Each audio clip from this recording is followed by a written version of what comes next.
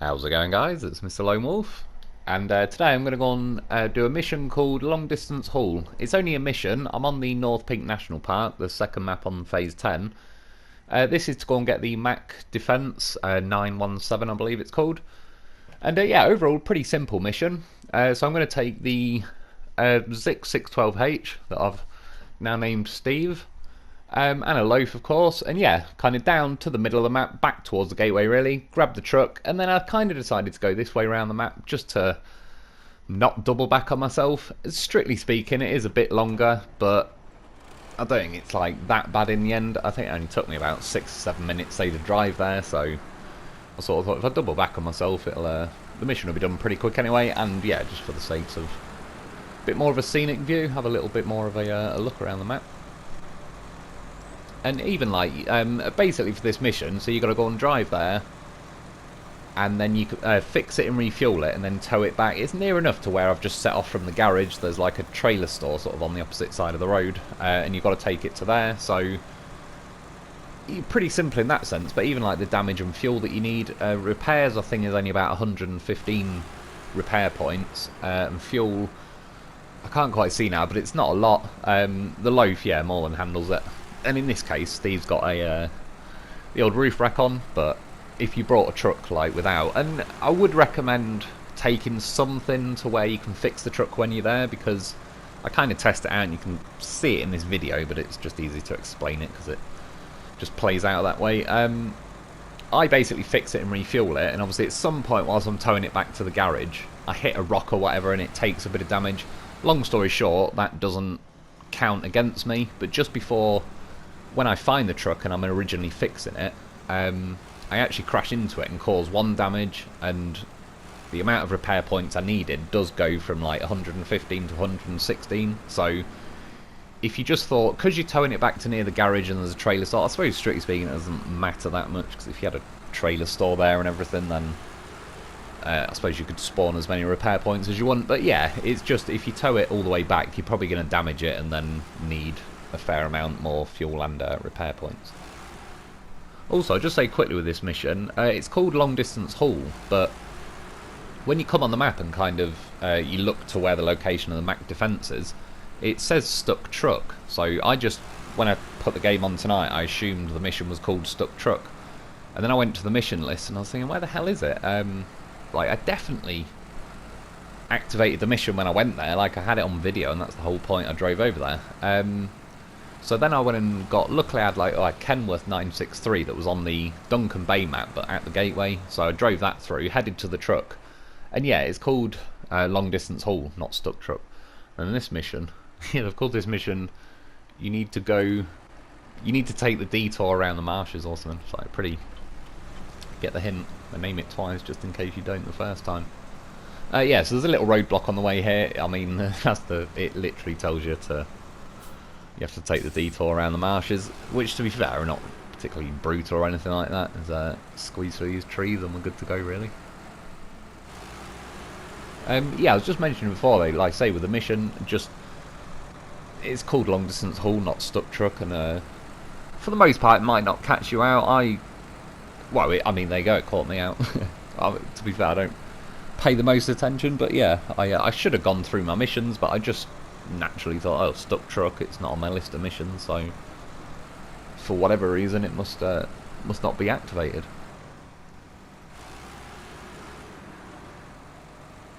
And I could have brought a quicker truck. It's one of them, I'm running out. I need to go back to a Russian map and go and buy.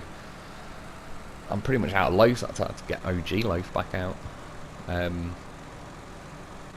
Yeah, I need to go and buy a load more of them.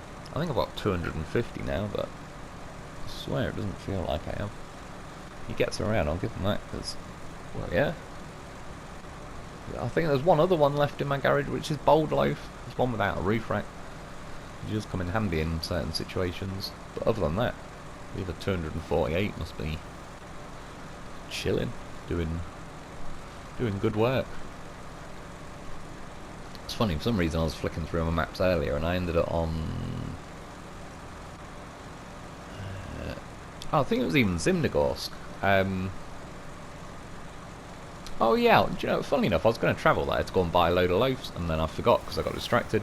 Yeah, I only had one truck and trailer on the whole Zimnegorsk map. It's like clearly my habits of just throwing trucks, trailers, and everything else in the wild and leaving it there kind of yeah, escalated a little bit since back in those days. I assume the money mod thing probably had something to do with that. It does help when you have a spare 100 million that you didn't really have to go out and grind and earn, like I said, way back in the day when the game glitched and it stole my bloody Vorongard off me 12 hours after I bought it. But I did the review, I bought it, did the review video, and then turned the game off, and because I turned the game off on Quarry before the game had saved, there was some glitch back then. Yeah, and it deleted my Vorongard, and then I had to go and grind a load of contests again, that delivery container contest thing on Drowned Lands for another 3 odd hours just to go and grind more money to buy the thing back.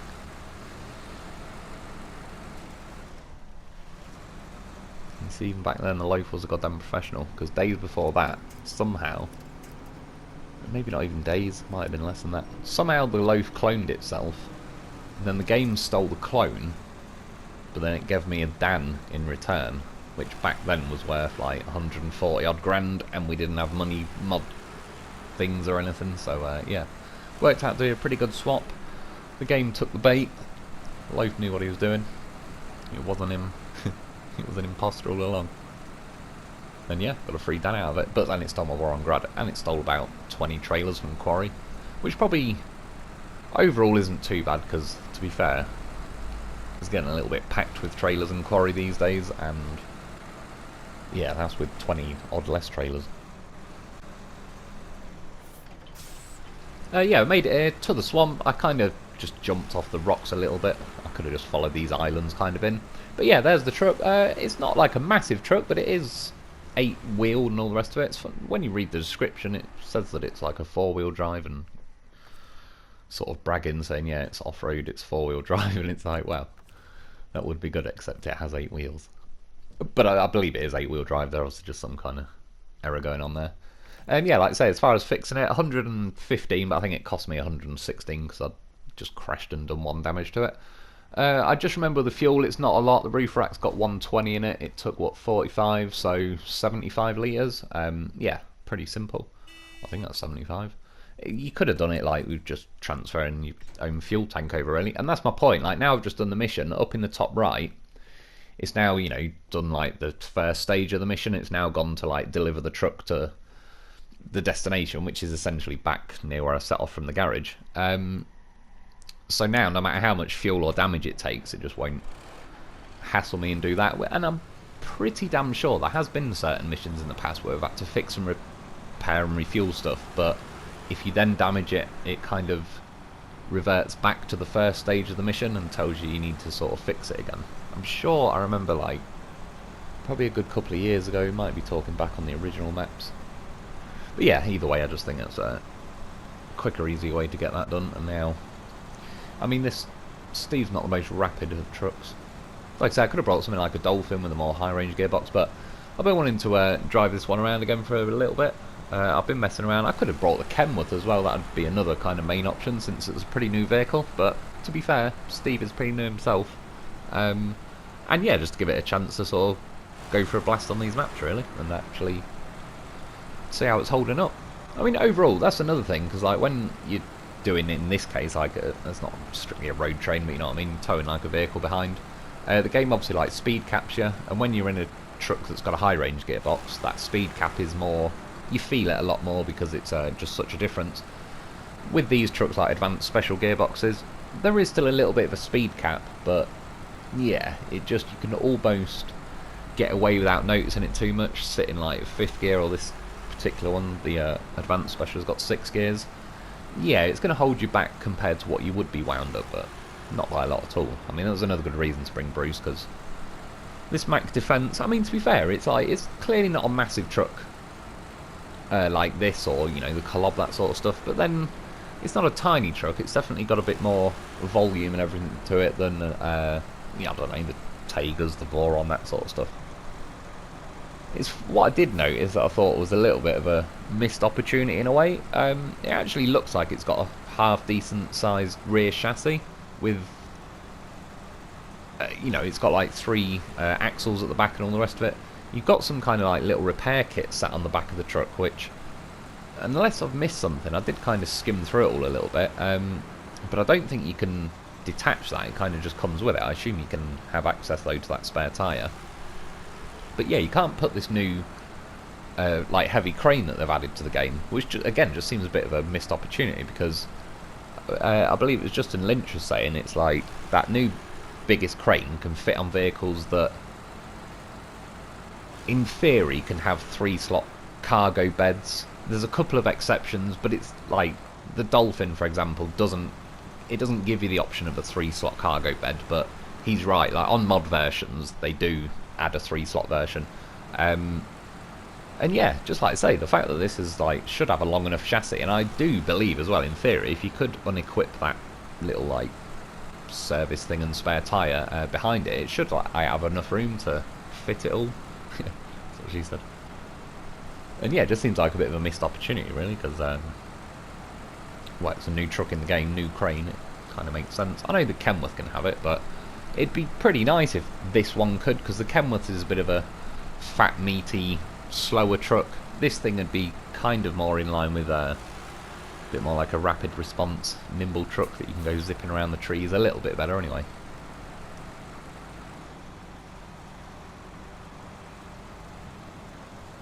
And yeah, I mean, in this video, once I get back to the garage, I do a quick little drive in this Mack for probably 30 seconds odd, if that. For the most part, I won't do too much, because I'll make a gameplay and review video on it sooner rather than later. Yeah, I'll try and get around to it tomorrow. It's certainly on the list in the next day or so. I'd like to get it done.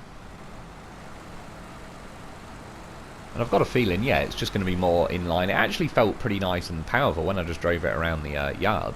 Just dropping it in high and that, it felt decent. And I've always suspected this, and I'm not the only one, and I've mentioned it before, like each phase that comes out, it's not like the vehicle that they release is OP mode in any particular way. If you averaged it out and took it on the normal maps and all the rest of it, say they fall pretty in line with all the other stuff, but they always seem to give it like a little bonus to the maps it's currently on. And like I've said before, in each phase and map or whatever, they seem to, you've obviously got the terrain and whatever, but then they seem to add like an extra layer of code in that pre-designates like if it's going to slow your truck down or force you in first gear and so on and so on.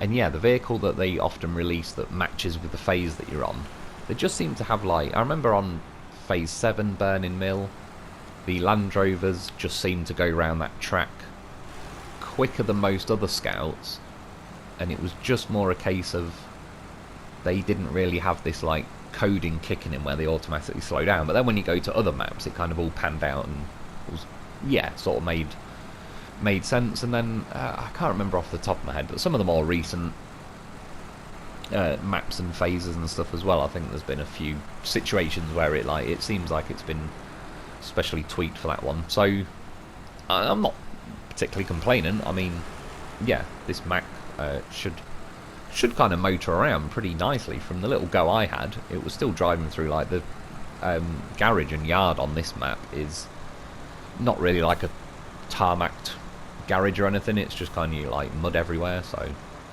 yeah, and it felt like it actually put its foot down and got a bit of a move on. It's nice in that case to have, I don't know, like opposing ends of the spectrum, with one of the truck, the Kenworth 963, being like, yeah, more old school, big, fat, massive truck. A bit more of a relaxed pace, to say the least, and yeah, not objectively, not like, it's not competing with the top trucks in the game, but there is something, I do like that Kenworth 963. I'm not disappointed with it in any way. It's not less than I was expecting it to be. It's yeah, there's something about it I actually do quite like driving around. But like I said, if I really wanted to start grinding out some missions, I wouldn't put that one up near the top of the list. But yeah, it seems pretty cool at the minute. And then yeah, you got like the other end of the spectrum. There's this Mack Defence, which in theory should be a little bit more of a nimble, quicker. It's got like the high range gearbox and stuff in it, so you can drop the hammer pretty quick. But some of the vehicles that have got, so this has got 4 axles, 8 wheels, they can get in a situation where they sort of share the power, And I think you almost get to a point where there's too many wheels. That's something actually, as an example, with the P12 and the P16. I really do like the P16. That only has rear wheel drive, and so the front axles are not powered, and there's definitely situations where that punishes you. But with the P12, I'm sure they've got similar, if not the same engines, but it's just feeding one extra set of axles, and it just feels gutless by comparison. And as I said before, like the P16, each rear axle is getting 50% of the power, whereas each rear axle on the P12 is getting 33%. And yeah, the front axle is also getting 33, but I don't know. Do you know what I mean? 3 weak axles isn't necessarily better than 2 strong axles, sort of thing, so sometimes it works out like that. I think possibly as well with the Derry 4520, that's got 4 axles, and that feels weak, and even the Derry 3194 or whatever it is, the sort of Derry, I don't know, the predecessor to that one, that's got 6 wheels, like one of the axles is just a droppable axle that's not powered, and that ticks along a hell of a lot better. It feels like the power's a lot more in line. But yeah, so far with this Mack, it actually feels like it's got enough to feed the wheels. I think we've had, this truck is probably, I don't know, have we had others? I was thinking the Western Star 49X is theoretically similar, like 3 rear axles and 1 front axle, and about the same size truck. I always remember the Western Star 49X. I like everything about it, looks, all the rest of it. It's not got the best selection of tyres, and the truck doesn't weigh a lot, so it struggles to generate its own grip, and you end up just, you drive into mud and it just sits on top wheel spinning, sort of skimming along really. At least with this like Mack, yeah, it has got muds. Funnily enough, actually, I'm nearly just going to say, oh, it must be a Russian truck because it's got muds, but no. But it has got muds. I ended up putting chained on it, to be honest, but yeah, muds are definitely an option. I remember going through them, like the new tread patterns they've added recently. And it feels like there's a bit more weight to this truck as well, so it actually does buy in a little better. And yeah, overall, still don't really regret coming this way, but probably took a little bit longer.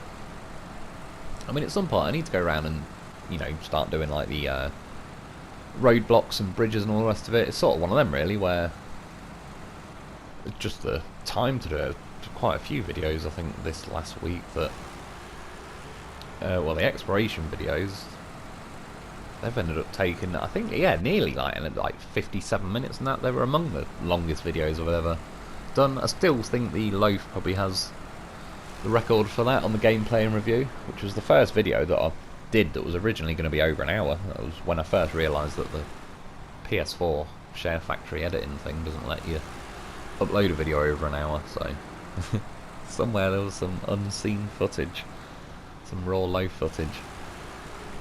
Had to get chopped out. It's sad as well, because when I was part of like having to monetize my channel, they had to remove like copyrighted bits from various videos. So I've still got, for example, like on my PlayStation, the original Lo4f video. I'm not sure what to do in the end. I might end up, but I just can't do it now because I'd have to sign out of my YouTube and into another YouTube on my PlayStation. I don't really even half know what I'm doing with all that. I don't want to get involved in that just yet. But yeah, there's a few videos I could actually upload like the original before they had to get edited.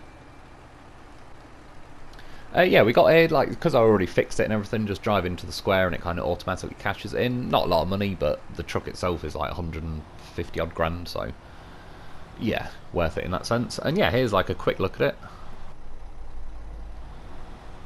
I ended up driving, this was just a quick test because I thought, alright, we'll see, is it any good or not. Put it in high, and I mean, felt like it ripped up there pretty nicely.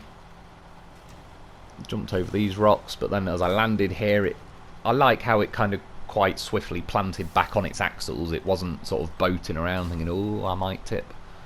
I probably got a bit lucky there, but I sort of bounced off that and stayed in high gear and it wound back up to speed. So yeah, overall, it feels like a bit of a punchy sort of truck that's going to deliver the power in a more snappy fashion, which, yeah, is right up my street, to be honest. And that's it. It's Mack Defence. Yeah, that's about it for today. I hope you enjoyed. I hope it helped. Thanks for watching. Thanks to our Patreon members. Get yourself a Lo4f, because why wouldn't you? And I'll be back soon.